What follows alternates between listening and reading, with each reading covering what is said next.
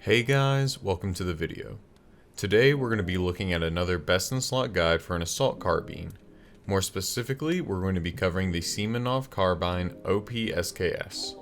Now, there are two Semenov SKSs in the game, one being the normal SKS, typically being housed in a cherry red wooden stock, and the one we'll be looking at today, the OP-SKS, typically being housed in a tan wooden stock. There are only two differences between the SKS and the OP-SKS, one being that the OP-SKS can have a dovetail mount whereas the normal SKS cannot, and their accuracy ratings, the SKS edging out the OP-SKS with a rating of 1.72 minute of angle or MOA, with the latter having an MOA of 2.41. That being said, even with the statistical improved accuracy of the SKS, the OP-SKS having a dovetail mount available makes this weapon leagues more viable than the normal SKS. That being said, let's get into the build. So let's get straight into modding. We're going to start with the stock, and we're going to be using the Tapco Intrafuse stock. Once this is on our weapon, we can then add the Tapco saw-style pistol grip, as well as the Tapco buffer tube. With this on our weapon, we can then put on the tandem of the MOE carbine stock as well as the Magpul rubber butt pad. Because this is the OP-SKS, we're going to also add the dovetail mount, that way we can put on a collimator such as the OKP7 or a mount such as the Cobra mount.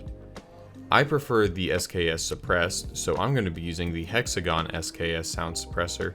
However, if you prefer an unsuppressed option, we'll also be going over that. Last but not least, we're going to be adding the Fortis Shift Tactical Grip, and once this is on, our weapon is complete. If we look at the stats, our ergonomics are at 68, our vertical recoil is at 91, and our horizontal recoil is at 200. For those who prefer an unsuppressed option, all you have to do is take off the sound suppressor and put on a weapon tuning SKS thread adapter, and then add the SRVV AK muzzle brake and compensator. Once this is on the weapon, we can see that our stats go to 83 ergonomics, a vertical recoil of 78, and a horizontal recoil of 172.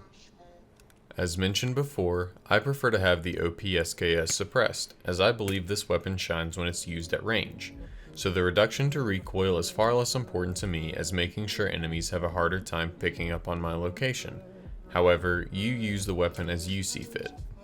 In terms of cost, we'll first look at the unsuppressed OP-SKS. When purchasing parts for this build, it is important to remember to buy the OP-SKS from the flea market rather than from Jaeger, as he sells it for 33,197 rubles, about 13,000 rubles more than what you can commonly find on the flea market.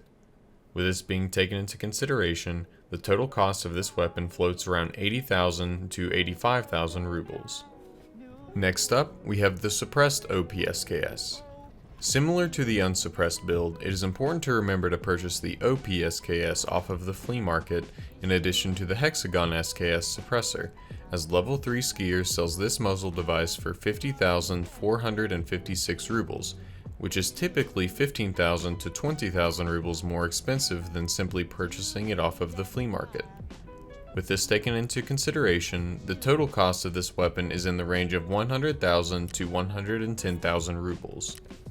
With that, we have our best in slot builds for the OP-SKS. Due to the OP-SKS and the normal SKS typically being within 10,000 rubles of one another, it's hard to find many scenarios in which you should purchase the cherry SKS over the tan OP-SKS. Before Tarkov added weapons and patches over the past couple updates, the SKS used to dominate the budget class of players, as being able to put on a cheap dovetail scope on a weapon that costs less than 20,000 rubles to shoot a round of 7.62 by 39 BP ammo at 740 meters per second was without rival. Although new weapons have been added to the game, such as the Viper Hunter and the infamous KS-23, please remove this gun from the game, it's insanely busted and doesn't belong in Tarkov, I feel as if the OP-SKS is still much stronger than people give it credit for, and if you're looking for a nice budget sniper for quests such as Shooterboard in Heaven, this is my personal recommendation. If you enjoyed the content, consider liking the video or even subscribing to the channel. Thank you for watching, and good luck in your raids.